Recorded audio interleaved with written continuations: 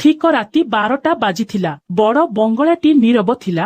ବାହାରେ ଛାଡ଼ି ବଗିଚାରୁ ଝରଣାର ମୃଦୁ ଶବ୍ଦ ଆସୁଥିଲା ଏବଂ ଘର ପଛପଟେ ଥିବା ଚାକରମାନଙ୍କ ବାସସ୍ଥାନରୁ ଏକ କ୍ଷୀଣ ଆଲୋକ ଉଙ୍କି ମାରୁଥିଲା। 26 ବର୍ଷ ବୟସ୍କା ସବିତା ଭାଉଜ ତାଙ୍କ ବିଳାସପୂର୍ଣ୍ଣ ଶୟନ କକ୍ଷରେ ଏକାକୀ ଶୋଇଥିଲେ। ଆଜି ସେ ଏକ ପତଳା ରେଶମୀ ନାଇଟ୍ ଗାଉନ୍ ପିନ୍ଧିଥିଲେ, ଯାହା ତାଙ୍କ ସୁନ୍ଦର ଶରୀରରେ ଏତେ କଠିନ ଭାବରେ ଲାଗିଥିଲା ଯେ ପ୍ରତ୍ୟେକ ବକ୍ର ପ୍ରତ୍ୟେକ ନିଶ୍ୱାସ ସହିତ ସ୍ପଷ୍ଟ ଭାବରେ ଦେଖାଯାଉଥିଲା।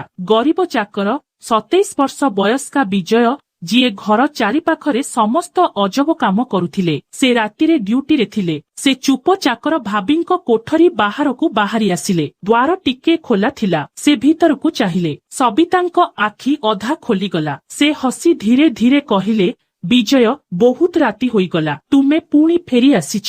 ବିଜୟ ଦ୍ୱାର ବନ୍ଦ କରି ବିଛଣା ପାଖକୁ ଆସିଲେ। ସେ ସବିତାଙ୍କ ଗୋଡ଼ ଉପରେ ହାତ ରଖିଲେ। ଧୀରେ ଧୀରେ ଆଲିଙ୍ଗନ କଲେ, ଯେପରି ଏହା ବର୍ଷ ବର୍ଷ ଧରି ଅଭ୍ୟାସ ଥିଲା। ସବିତାଙ୍କ ନିଶ୍ୱାସ ଦ୍ରୁତ ହୋଇଗଲା। ସେ କହିଲା, ବିଜୟ, ଆଜି ଏହି ହାତ ଟିକେ ଅସ୍ଥିର ଲାଗୁଛି। ବିଜୟ ଫୁସ୍ ଫୁସ୍ ଶବ୍ଦରେ ଉତ୍ତର ଦେଲେ, ଅସ୍ଥିର କାରଣ, ମାଡାମ, ତୁମର କୋମଳତା ବର୍ଷ ବର୍ଷ ଧରି ମୋ ହୃଦୟରେ ନିଆଁ ଜାଳି ଆସୁଛି। ସବିତା ତାର ଗୋଡ଼କୁ ଟିକେ ବିସ୍ତାର କଲା, ଯେପରି କହୁଛି, ଦେଖ ମୁଁ କେତେ ନରମ। ବିଜୟ ହାତ ଏବେ ଧୀରେ ଧୀରେ ଉପରକୁ ଚାଲି ଯାଉଥିଲା। ତାର ଜଙ୍ଘର ଉଷ୍ମତା ଅନୁଭବ କରି ସବିତା ଏକ ଛୋଟ ଆର୍ତ୍ତନାଦ କଲା। ବିଜୟ, ସେ କହିଲା, ଏହି ସ୍ପର୍ଶ ଏକ ପୁରୁଣା ତୃଷାକୁ ଜାଗ୍ରତ କରୁଛି। ବିଜୟ ତାର କାନରେ ମୁହଁ ଚାପିଲା। ତୁମର ତୃଷା ମଧ୍ୟ ଜାଗ୍ରତ ହେଉଛି ମାଡାମ, ସେ କହିଲା, ଯେପରି ଭିତରେ ନଦୀ ବହିଯାଉଛି। ସବିତା ଲାଜରେ ମୁଣ୍ଡ ବୁଲାଇଲା। ତୁମର ଆଙ୍ଗୁଠିଗୁଡ଼ିକ ମୋତେ ସମ୍ପୂର୍ଣ୍ଣ ଶୁଖାଇ ଦେଉଛି। ମୋତେ ଅଟକାଅ ନାହିଁ ବିଜୟ, ମୋତେ ପ୍ରବାହିତ ହେବାକୁ ଦିଅ। ବିଜୟ ହସି କହିଲା, ତେବେ ପ୍ରବାହିତ ହୁଅ। ଆଜି ରାତିରେ ତୁମେ ମୋର ଲହରୀ ହୁଅ ଏବଂ ମୁଁ ତୁମ ସହିତ ବୁଡ଼ିଯିବି। ଏବେ ସେମାନେ ଏତେ ନିକଟତର ହୋଇଥିଲେ ଯେ ସେମାନଙ୍କର ନିଶ୍ୱାସ ମିଶି ଯାଉଥିଲା। ସବିତା ତାର ହାତ ବିଜୟର ଛାତି ଉପରେ ରଖି ଧୀରେ ଧୀରେ ତଳକୁ ଘୁଞ୍ଚାଇଲା। ବିଜୟର ନିଶ୍ୱାସ ଭାରି ହୋଇଗଲା। ସେ କହିଲେ, ମ୍ୟାଡାମ, ତୁମର ସ୍ପର୍ଶ ନିଆଁ ଜାଳି ଦେଉଛି। ସବିତା ଦୁଷ୍ଟ ଭାବରେ ଉତ୍ତର ଦେଲା, ତେବେ ଜଳିଯାଅ ବିଜୟ, ତୁମ ଯୋଗୁଁ ମୁଁ ମଧ୍ୟ ଜଳୁଛି ଏବଂ ଏହି ଜଳିବା ବହୁତ ମଧୁର। ବିଜୟ ସବିତାର ବେକରେ ନିଶ୍ୱାସ ନେଲେ, ତାପରେ ହାଲୁକା ଭାବରେ ତାଙ୍କ ଉଠକୁ ଚାପିଦେଲେ। ସବିତା ଆର୍ତ୍ତନାଦ ଜୋରରେ ବଢ଼ିଗଲା, କିନ୍ତୁ ସେ ସେମାନଙ୍କୁ ଦମନ କଲେ। ସେ ଫୁସ୍ ଫୁସ୍ କରି କହିଲେ, ବିଜୟ, ଏହି ଯେଉଁ ଗରମ ବ୍ୟାପି ଯାଉଛି, ତାହାକୁ ଆହୁରି ବ୍ୟାପିବାକୁ ଦିଅ। ମୁଁ ମୋତେ କେବେ କେହି ଦେଇ ନଥିବା ଅନୁଭବ କରିବାକୁ ଚାହୁଁଛି। ବିଜୟ ଉତ୍ତର ଦେଲେ, ଭାଉଜ, ଆଜି ରାତିରେ ମୁଁ ତୁମକୁ ତୁମ ଭିତରେ ଏକ ସମୁଦ୍ର ଉଛୁଳିବା ପରି ଅନୁଭବ କରାଇବି ଏବଂ ମୁଁ ଏହାର ତରଙ୍ଗରେ ଭାସୁଛି। ସବିତା ବିଜୟର ପିଠିରେ ତାର ଆଙ୍ଗୁଠି ଖୋଳିଲା। ତାର ନଖ ହାଲୁକା ଭାବରେ ଚାପିଦେଲା, ଯେପରି କହିବାକୁ ଚାହୁଁଛି, ଗଭୀର ଦ୍ରୁତ ଠେଲିଦିଅ। ବିଜୟର ହାତ ଏବେ ସବିତାର ଅଣ୍ଟା ତଳକୁ ଖସିଗଲା ଏବଂ ସବୁଠାରୁ ଗୁପ୍ତ ସ୍ଥାନରେ ଅଟକିଗଲା। ସେ ଧୀରେ ଧୀରେ ଚାପ ବଢ଼ାଇଲା। ସବିତାର ଆର୍ତ୍ତନାଦ ଲମ୍ବା ହେଲା। ସେ କହିଲା, ବିଜୟ, ଏହି ପ୍ରବାହକୁ ଆହୁରି ଶକ୍ତିଶାଳୀ କର। ମୁଁ ସାରା ରାତି ଧରି ବୁଡ଼ିବା ଚାହୁଁଛି। ବିଜୟ ସବିତାକୁ ସମ୍ପୂର୍ଣ୍ଣ ଭାବରେ ନିଜ ଆଡ଼କୁ ଟାଣିନେଲା। ଏବେ ସେ ତାଙ୍କ ଉପରେ ଥିଲେ। ସେମାନଙ୍କ ଶରୀର ଏତେ ଟାଣ ଥିଲା ଯେ ପ୍ରତ୍ୟେକ ଗତି ଏକକାଳୀନ ଅନୁଭୂତ ହେଉଥିଲା। ସବିତାଙ୍କ ଆର୍ତ୍ତନାଦ ଏବେ ନିରନ୍ତର ଆସୁଥିଲା। ସେତେବେଳେ କିନ୍ତୁ କୋଠରୀରେ ପ୍ରତିଧ୍ୱନିତ ହୋଇ ସେ କହିଲେ, ବିଜୟ, ଏହି ସ୍ପର୍ଶ ଏବେ ମୋ ରକ୍ତ ପ୍ରବାହରେ ଏବଂ ଗଭୀରରେ ମଧ୍ୟ ପ୍ରବେଶ କରୁଛି। ବିଜୟ ତାଙ୍କ କାନରେ ଫୁସ୍ ଫୁସ୍ କରି କହିଲେ, ତେବେ ଏହାକୁ ଦ୍ରବୀଭୂତ ହେବାକୁ ଦିଅ। ମାଲିକାଣୀ, ମୁଁ ଚାହୁଁଛି ଯେ ତୁମେ ମୋ ଶରୀରର ପ୍ରତ୍ୟେକ ଅଶରେ ଦ୍ରବୀଭୂତ ହୁଅ, ଯେପରି ମୁଁ ତୁମ ଶରୀରରେ ଦ୍ରବୀଭୂତ ହେଉଛି। ସବିତା ବିଜୟଙ୍କ କଟି ଚାରିପାଖରେ ତାଙ୍କ ଗୋଡ଼ ଗୁଡ଼ାଇଲା, ଯେପରି କହୁଛି, ମୋତେ ଜୋରରେ ଧରି ମୋତେ ଆହୁରି ଗଭୀରକୁ ନେଇଯାଅ। ବିଜୟଙ୍କ ନିଶ୍ୱାସ ଭାରି ହୋଇଗଲା। ସେ କହିଲେ, ମ୍ୟାଡାମ, ତୁମେ ଏତେ ଓଦା ହେଉଛ, ଯେପରି ଏକ ଜଳପ୍ରପାତ ଫୁଟି ଉଠିଛି ଏବଂ ମୁଁ ସେଥିରେ ବୁଡ଼ିବାକୁ ଚାହୁଁଛି। ସବିତା ଏକ ଦୁଷ୍ଟ ଆର୍ତ୍ତନାଦ ସହିତ ଉତ୍ତର ଦେଲା, ତେବେ ବୁଡ଼ିଯାଅ ବିଜୟ, ମୁଁ ମଧ୍ୟ ତୁମ ସହିତ ବୁଡ଼ି ଯାଉଛି ଏବଂ ଏହି ବୁଡ଼ିବା ଏତେ ମଧୁର। ସେମାନଙ୍କ ମଧ୍ୟରେ ଆଉ କୌଣସି ଦୂରତା ବାକି ନଥିଲା। କେବଳ ସେହି ଉଷ୍ମତା, କେବଳ ସେହି ପ୍ରବାହ, କେବଳ ସେହି ଗଭୀର ଇଙ୍ଗିତ ଯାହା ସାରା ରାତି ଏତେ ଉପଭୋଗ୍ୟ ଥିଲା। ରାତି 2ଟା ବାଜି 30 ମିନିଟ୍ ବାଜିଥିଲା, କିନ୍ତୁ ଉଭୟ ଆଖିରେ ଦୁଷ୍ଟତା ରହିଗଲା। ସବିତା ଏବେ ବିଜୟ ଉପରେ ଶୋଇଥିଲା। ତାର ନିଶ୍ୱାସ ଚାକରର ବେକ ଉପରେ ଗରମ ଥିଲା। ବିଜୟର ଗୋଟିଏ ହାତ ସବିତାର କଟି ତଳକୁ ଖସିଗଲା ଏବଂ ସବୁଠାରୁ ଓଦା ସ୍ଥାନରେ ଅଟକିଗଲା। ଧୀରେ ଧୀରେ ବୃତ୍ତରେ ଗତି କରି ସେ ଚାପ ବଢାଇଲା। ସବିତାର ଆର୍ତ୍ତନାଦ ଲମ୍ବା ଏବଂ ଗଭୀର ହୋଇଗଲା, ଯେପରି କୌଣସି ଗଭୀର ଆନନ୍ଦ ଭିତରୁ ଉଠିବାକୁ ପ୍ରସ୍ତୁତ।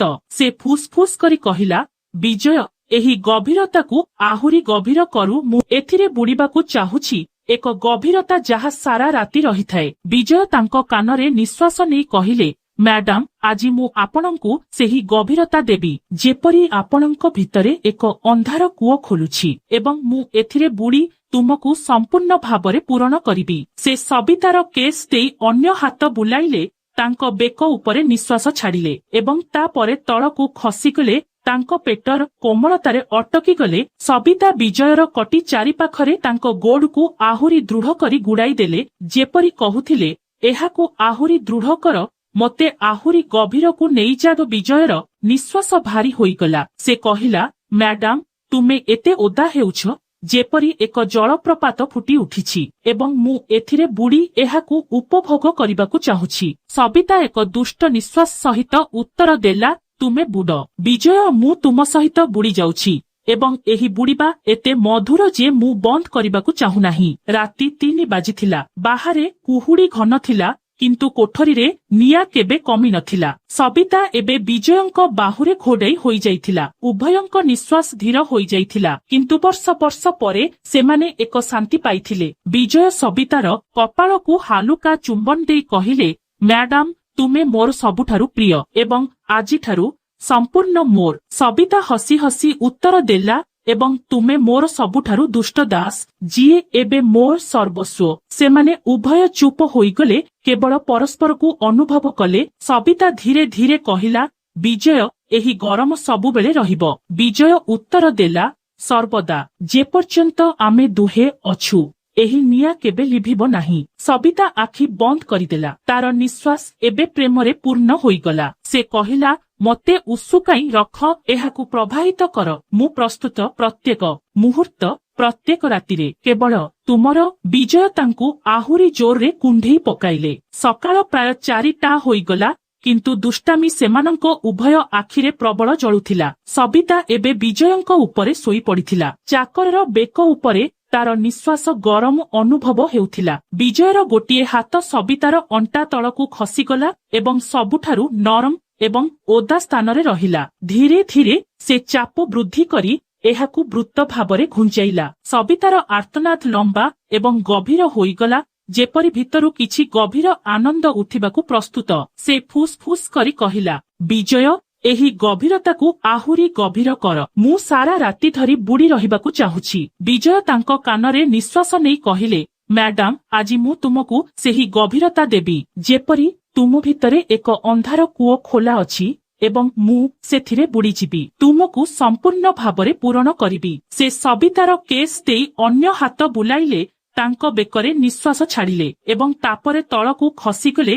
ତାଙ୍କ ପେଟର କୋମଳତା ଉପରେ ଅଟକିଗଲେ। ସବିତା ବିଜୟର କଟି ଚାରିପାଖରେ ତାଙ୍କ ଗୋଡକୁ ଆହୁରି ଜୋରରେ ଗୁଡ଼ାଇ ଦେଲେ, ଯେପରି କହୁଥିଲେ, ଏହାକୁ ଆହୁରି ଜୋରରେ ଟାଣ କର, ମୋତେ ଆହୁରି ଗଭୀରକୁ ନେଇଯାଅ। ରାହୁଲର ନିଶ୍ୱାସ ଭାରି ହୋଇଗଲା। ସେ କହିଲେ, ମ୍ୟାଡାମ, ଆପଣ ଏତେ ଓଦା, ଯେପରି ଏକ ଜଳପ୍ରପାତ ଫୁଟି ଉଠିଛି ଏବଂ ମୁଁ ଏଥିରେ ବୁଡ଼ି ଏହାକୁ ଉପଭୋଗ କରିବାକୁ ଚାହୁଁଛି। ସବିତା କାନ୍ଦି କାନ୍ଦି ଉତ୍ତର ଦେଲେ, ତେବେ ବୁଡ଼ିଯାଅ ବିଜୟର, ମୁଁ ଆପଣଙ୍କ ସହିତ ବୁଡ଼ି ଯାଉଛି ଏବଂ ଏହି ବୁଡ଼ିବା ଏତେ ମଧୁର ଯେ ମୁଁ ବନ୍ଦ କରିବାକୁ ଚାହୁଁନାହିଁ। ସକାଳ 6 ବାଜିଥିଲା। ବାହାରେ ଆଲୋକ ଦେଖାଯିବା ଆରମ୍ଭ ହୋଇଥିଲା, କିନ୍ତୁ ସେମାନେ ଏପର୍ଯ୍ୟନ୍ତ ଅଲଗା ହେବାକୁ ଅନିଚ୍ଛୁକ ଥିଲେ। ସବିତା ବିଜୟର ଛାତି ଉପରେ ମୁଣ୍ଡ ରଖି ଶୋଇଥିଲେ। ତାଙ୍କ ଆଙ୍ଗୁଠିଗୁଡ଼ିକ ଧୀରେ ଧୀରେ ଚାକରର କଟି ଚାରିପାଖରେ ଘୂରି ବୁଲୁଥିଲେ, ଯେପରି ସେ ଏବେ ବି ଉଷ୍ମତା ପାଇଁ ଆଗ୍ରହୀ ଥିଲେ। ବିଜୟ ସବିତାର କେଶକୁ ଆଦର କରି କହିଲେ, ମ୍ୟାଡାମ, ଆଜି ସକାଳ ଆପଣଙ୍କ ଯୋଗୁଁ ଏତେ ମଧୁର ଲାଗୁଛି, ଯେପରି ରାତି ଏପର୍ଯ୍ୟନ୍ତ ସରିନାହିଁ। ସବିତା ଆଖି ବନ୍ଦ କରି ହସିଲା, ତୁମ ହେତୁ ଆଜି ସକାଳ ରାତି ପରି ଉଷ୍ମ ଏବଂ ମୁଁ ଚାହେଁ ଏହି ଉଷ୍ମତା କେବେ କମି ନ ଯାଉ। ସେ ବିଜୟଙ୍କ ଗୋଡ ସହିତ ତାର ଗୋଡକୁ ଜଡ଼ିତ କଲା, ଧୀରେ ଧୀରେ ଘଷିଲା, ଯେପରି କହୁଛି, କିଛି ସମୟ ଆଉ ଅଛି, ପାଖକୁ ଆସ। ବିଜୟଙ୍କ ନିଶ୍ୱାସ ପୁଣି ଦ୍ରୁତ ହେଲା। ସେ ସବିତାଙ୍କୁ ଟିକେ ଉପରକୁ ଟାଣି ଆଣିଲା। ଏବେ ସେମାନଙ୍କ ମୁହଁ ଏତେ ନିକଟତର ଥିଲା ଯେ ସେମାନଙ୍କ ଓଠ ସ୍ପର୍ଶ କରିବାକୁ ପ୍ରସ୍ତୁତ ଥିଲା। ସେ କହିଲା, ମ୍ୟାଡାମ, ତୁମେ ଏତେ ମନମୁଗ୍ଧକର ଏକ ମିଠା ନିଦ ପରି ଯାହାରୁ ତୁମେ ଉଠିବାକୁ ଚାହୁଁନାହଁ। ସବିତା ଦୁଷ୍ଟ ଭାବରେ ତାଙ୍କ ନାକ ଉପରେ ଏକ ଆଙ୍ଗୁଠି ରଖିଲା। ତେଣୁ ଜାଗ୍ରତ ହୁଅ ନାହିଁ, ମୋ ସହିତ ଶୋଇପଦ। ଏହି ଗରମରେ, ଏହି ଇଚ୍ଛାରେ ବିଜୟଙ୍କ ହାତ ପୁଣି ସବିତାଙ୍କ ଜଙ୍ଘ ଉପରେ ରହିଲା। ସେ ସେମାନଙ୍କୁ ଧୀରେ ଧୀରେ ଆଦର କରିବାକୁ ଲାଗିଲେ। ସବିତା ଏକ ଛୋଟ ଆର୍ତ୍ତନାଦ କଲା। ସେ ଫୁସ୍ ଫୁସ୍ କରି କହିଲା, ବିଜୟ, ଏହି ସ୍ପର୍ଶ ମୋ ରକ୍ତ ପ୍ରବାହରେ ମିଶି ଯାଉଛି ଏବଂ ଗଭୀରରେ ମଧ୍ୟ। ବିଜୟ ହସି କହିଲା, ମୋତେ ବିଲୀନ ହେବାକୁ ଦିଅ ମାଡାମଟ। ମୁଁ ଚାହୁଁଛି ଯେ ତୁମେ ମୋ ପ୍ରତ୍ୟେକ ଅସରେ ବିଲୀନ ହୁଅ, ଯେପରି ମୁଁ ତୁମ ଭିତରେ ବିଲୀନ ହେଉଛି। ସେମାନେ ଦୁହେଁ ଚୁପ ହୋଇଗଲେ, କେବଳ ପରସ୍ପରକୁ ଅନୁଭବ କଲେ। ଦିନ ବାହାରେ ଆରମ୍ଭ ହେଉଥିଲା, କିନ୍ତୁ ଭିତରେ ଥିବା ନିଆଁ, ସେହି ଇଚ୍ଛା, ସେହି ଗରମ କେବେ ଥଣ୍ଡା ହେବାକୁ ନଥିଲା। କାରଣ ହୃଦୟରେ ଯାହା ଅଛି ତାହା କେବଳ ଜଳୁଛି। ସକାଳ 10ଟା ବାଜି 30 ମିନିଟ୍ ବାଜିଥିଲା। ସର୍ବଦା ଗୁପ୍ତ ଭାବରେ ବଙ୍ଗଳା ନୀରବ ଥିଲା। ବାହାରେ ଛାଡ଼ି ଛାତ ଉପରେ ବର୍ଷାର ଟୋପା ଟୋପା ହେଉଥିଲା। ସବିତା ବିଛଣାରେ ଶୋଇଥିଲା। ବିଜୟ ଚୁପଚାପ କୋଠରୀ ଭିତରକୁ ପ୍ରବେଶ କଲା। ଦ୍ୱାର ବନ୍ଦ କରି ବିଛଣା ପାଖକୁ ଆସିଲା। ସବିତା ଆଖି ଖୋଲିଲା, ହସିଲା ଏବଂ କହିଲା, ବିଜୟ, ତୁମେ ଏତେ ରାତିରେ ଫେରି ଆସିଛ। କିଛି ନ କହି ବିଜୟ ସବିତାର ଗୋଡରେ ହାତ ରଖି ତାକୁ ଧୀରେ ଧୀରେ ଆଦର କରିବାକୁ ଲାଗିଲା। ସବିତାର ନିଶ୍ୱାସ ପ୍ରଶ୍ୱାସ ଦ୍ରୁତ ହୋଇଗଲା। ସେ କହିଲା, ବିଜୟ, ଆଜି ଏହି ହାତ ଟିକେ ଅସ୍ଥିର ଲାଗୁଛି। ବିଜୟ ଫୁସ୍ ଫୁସ୍ କରି କହିଲା, ଅସ୍ଥିର କାରଣ? ମ୍ୟାଡାମ, ତୁମର କୋମଳତା ବର୍ଷ ବର୍ଷ ଧରି ମୋ ହୃଦୟରେ ଜଳୁଛି। ସବିତା ତାର ଗୋଲ ଟିକେ ବିସ୍ତାର କଲା, ଯେପରି କହୁଛି, ମୋତେ ଛୁଅ। ମୁଁ ବହୁତ ଗରମ। ବିଜୟର ହାତ ଏବେ ଧୀରେ ଧୀରେ ଉପରକୁ ଉଠି ଯାଉଥିଲା। ସବିତା ତା ଜଙ୍ଘର କୋମଳତା ଅନୁଭବ କରି ଏକ ଛୋଟ ଆର୍ତ୍ତନାଦ କଲା। ସେ କହିଲା, ବିଜୟ, ଏହି ସ୍ପର୍ଶ ଏକ ପୁରୁଣା ତୃଷାକୁ ଜାଗ୍ରତ କରିବା ପରି। ବିଜୟ ତା କାନ ପାଖରେ ତା ମୁହଁ ରଖିଲା। ତୁମର ତୃଷା ମଧ୍ୟ ଜାଗ୍ରତ ହେଉଛି ମ୍ୟାଡାମ। ଏହା ଏପରି ଲାଗୁଛି ଯେପରି ଭିତରେ ଏକ ନଦୀ ପ୍ରବାହିତ ହେଉଛି। ସବିତା ଲାଜରେ ମୁଣ୍ଡ ବୁଲାଇଲା, ଏବଂ ତୁମର ଆଙ୍ଗୁଠିଗୁଡ଼ିକ ମୋତେ ସମ୍ପୂର୍ଣ୍ଣ ଭାବରେ ପ୍ରବାହିତ କରୁଛି। ବିଜୟ, ମୋତେ ଅଟକାଅ ନାହିଁ, ମୋତେ ପ୍ରବାହିତ ହେବାକୁ ଦିଅ। ବିଜୟ ହସି ହସି କହିଲା, ତୁମେ ପ୍ରବାହିତ ହେଉଛ।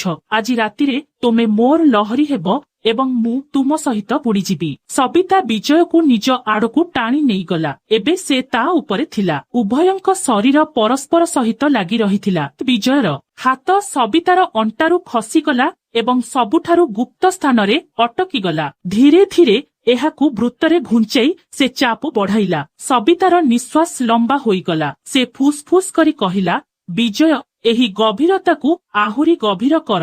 ବନ୍ଧୁଗଣ, ଆପଣମାନଙ୍କୁ ଆମର କାହାଣୀଟି କିପରି ଲାଗିଲା କମେଣ୍ଟରେ ଜଣାନ୍ତୁ।